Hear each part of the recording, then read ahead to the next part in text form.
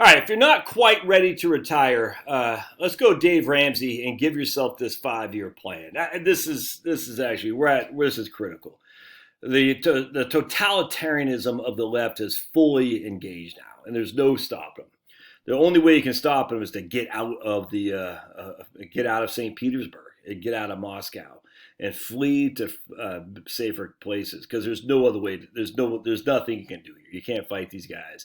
You will bend a knee if you stay in there. So if you're not ready to go yet, and the reason you're not ready to go, frankly, is because, I hate to say it, but you've been living too high on the hog. You got too much debt. You've been living a comfortable life, and now you're like, I can't.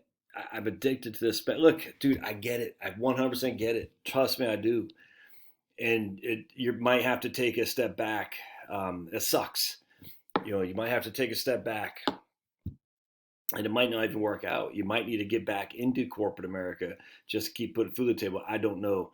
But if you have the resources, or you don't have them yet, if you have the resources, I don't know what you're doing while you're staying in this, because this isn't right. This is bad. I was talking to a guy today, federal law enforcement officer, and did you know that some Leos from the feds are being literally sued civilly by BLM Antifa mob, because in Portland and other places of they said, too much oppression, or was it they said over the top, whatever it is, police oppression or something like that. I'm like, what? This is insane. So these guys are being sued civilly, and they have to petition the Department of Justice to defend them. And if they lose, it's still on them. Hold on a second. Chloe, you want to? So BLM Antifa thugs run rampant throughout cities in the summertime. The federal law enforcement officers stand firm to freaking protect buildings and things like people. And at the end of the day, it's the BLM people and Antifa who say, oh man, you made my feelings hurt. I'm suing you because you guys were brutal towards us. Well, they were the ones who were committing all the crimes. But was the federal government, the Department of Justice, who are supposed to defend them? Are they gonna? I don't know. But you know what the Department of Justice is doing as we speak? They're going after the guys who supposedly wanted to kidnap Whitmer, which is all FBI set up, and the freaking January 6th people. This is insanity. It's insanity. And this is it. And so then I'm reading my man, the crunchy conservative, Rob Dreher from the American Conservative, and he just shows us these. And I'm not even going to... This is a 26-page guide for you who are going to stock shelves and be a cashier. This one, the one that kind of cracked me up. So this might be your personal value. Family, spirituality, get it? Customs, morals, get it? Friendship, tradition. But the Kroger values are integrity, honesty, respect, safety, diversity, and inclusion. So some people's morality may be a barrier to accepting blah, blah, blah. Our morals are personal and unique to each of us. And spirituality, you might not have any spirituality. We don't want your spirituality here. And it doesn't just stop there. So let's go back to another article I was reading by Rob. You can't be part of this, man. So here's Blue's Clues. This is Blue's Clues, and I'm not gonna say anything because I'll get banned. The whole thing's nuts. We've lost our minds. And Blue's Clues, I think my kids are like 3 and 4 when they're watching Blue's Clues, with Steve and the other guy took over for Steve. And literally, and remember, this didn't just happen in one day. I mean, Trump was in presidency. The Republicans held both the Senate and the House of Representatives, and this still was going on. BLM, Antifa, they took they were ascending while Republicans controlled things. So you can't say, I'm going to be part of the beast who killed the beast. You have to remove yourself from the beast. And the beast, as it is now, is corporate America. There's no other way around it. Because not just corporate America, but obviously the beast is everywhere. But most of us work in corporate America because we need to save money for retirement because, we need millions of dollars, which is just silly. So but I will tell you, where the problem comes is they give you this thing called the dollar bill. You can spend. It's actually not the dollar bill. They give you this thing called the credit card. Spend. That's how they keep you. That's how they keep you enslaved.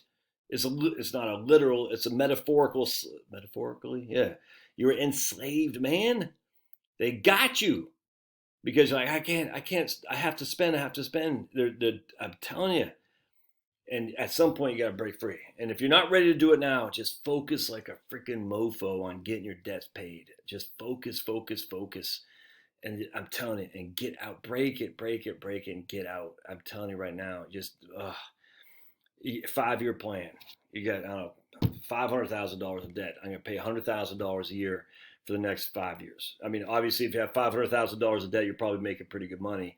And you say, what are we spending money on now that we don't have to spend money on, that we can focus like a mofo on this debt? You know, you're making $60,000 a year and you got $85,000 in debt. Focus, 5-year plan. 5-year plan. Please, you can't. You got to break free from this.